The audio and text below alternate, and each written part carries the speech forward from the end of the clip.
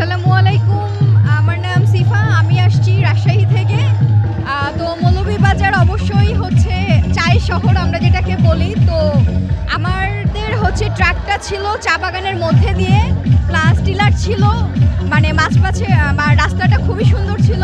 দুই পাশে হচ্ছে পাহাড়, তারপরে গাছগাছালি, আর মাঝখানে আমাদের ট্র্যাকটা ছিল, রাস্তা ছিল, আর মাছ দিয়ে গ্রামও গেছে, মানে অসম্ভব সৌন্দর্য, যেটা মানে হচ্ছে চোখে ধরে। আর যেহেতু শীতের মধ্যে আমরা দৌড়াইছি, আর আজকে হচ্ছে মৌলভীবাজারে কুয়াশাচ্ছন্ন হচ্ছে শহর হয়েছিল। আমরা যখন দৌড়াচ্ছিলাম চারিপাশ দিয়ে হচ্ছে কুয়াশা ছিল, একদম কোনো কিছু দেখা যাচ্ছিল না, মানে অপূর্ব সৌন্দর্য। মানে শীতের আমার মনে হয় এর থেকে মানে ভালো সৌন্দর্য আর হতে পারে না, মানে এটা চোখের দৃষ্টিতে ধরা দিচ্ছিল খুব সহজে। আর কুয়াশাগুলো শিশির ভেজা গায়ে পড়ছিল, ওটার মানে অনুভূত বলে বোঝানোর মতো না, খুবই সুন্দর লাগছিল, এক কথায় অপূর্ব। আমরা ঢাকা থেকে এসেছি, এইখানে হচ্ছে প্রথমবার আসছি মৌলভীবাজার রান করার জন্য। তো শীতের মধ্যে খুব ভালোই লেগেছে। পুরা অন্ধকারে কুয়াশাচ্ছন্ন ছিল পুরাটা রাস্তা। অতটা মানে নর্মালি সময়ে রান করতে অনেক কষ্ট লাগে, কিন্তু হচ্ছে এখানে রান করতে তেমন কষ্ট লাগেনি, খুব ভালো লেগেছে। আমরা মৌলভীবাজার হাফ ম্যারাথনে অংশগ্রহণ নিয়েছি।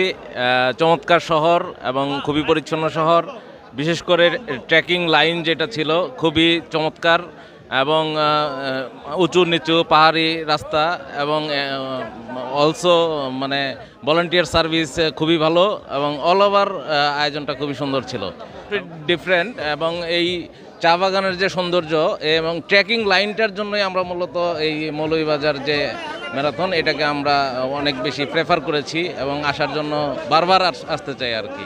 তো আমি আর আমার পরিবার হচ্ছে ঢাকা থেকে এসেছি। আমি সুবহানা মাহদিয়া সিদ্দিকী, ক্লাস 5-এ পড়ি।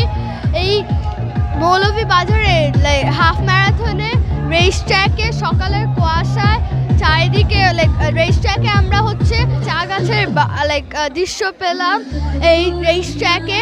তো সব মিলে রেস ট্র্যাক অনেক ভালো ছিল, এবং এখানে অর্গানাইজেশনও অনেক ভালো হচ্ছে।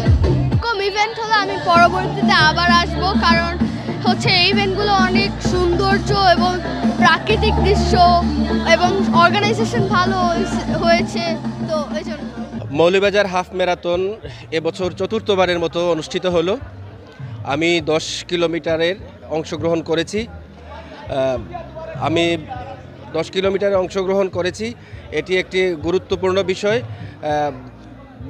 দৌড়ের উপরে ব্যায়াম নাই, এটা আমি বিশ্বাস করি, এবং শরীর সুস্থ রাখতে, মন সুস্থ রাখতে এই দৌড়ের কোনো বিকল্প নেই। দেশের বিভিন্ন অঞ্চল থেকে দৌড়বিদরা অংশগ্রহণ করেছেন, দেখে ভালো লাগছে, এবং এটা অব্যাহত থাকুক আমরা চাই।